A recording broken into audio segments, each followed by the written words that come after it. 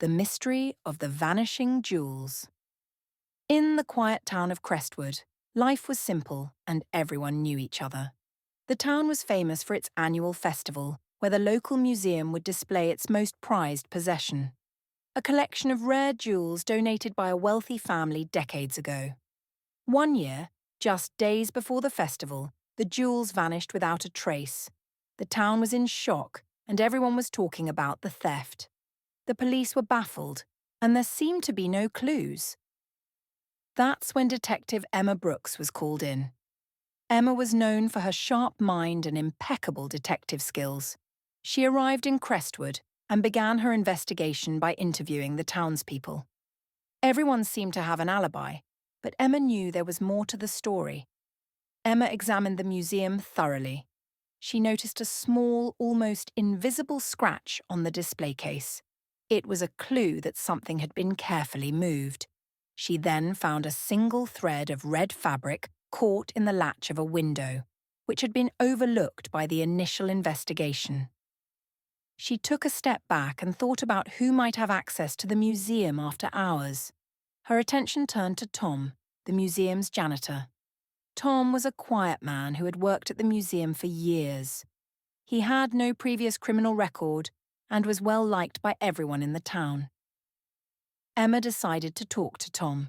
She approached him gently, knowing that accusing someone without evidence could cause panic.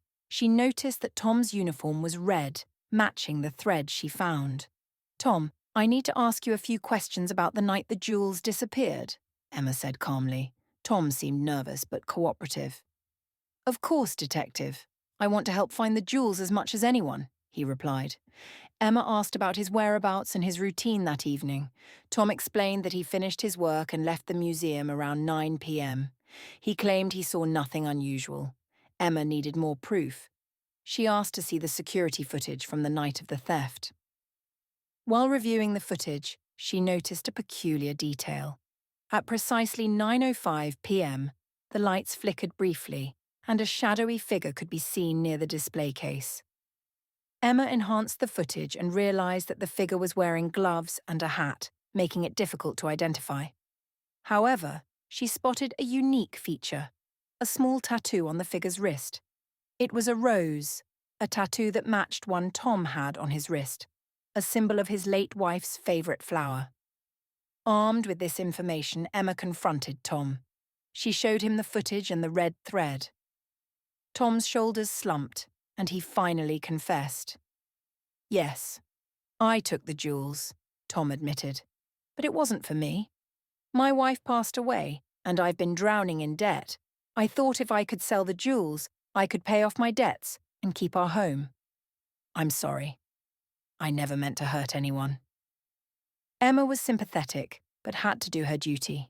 She assured Tom that the town would understand his motives, but that the law needed to take its course. The jewels were recovered and returned to the museum just in time for the festival. The town learned about Tom's struggles and came together to support him through his difficult time. And so, Crestwood's quiet life resumed, with the townspeople reminded of the importance of community and compassion.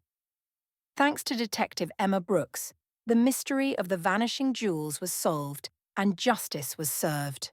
I hope you enjoyed this mystery-solving story. For more stories, subscribe, comment, and share.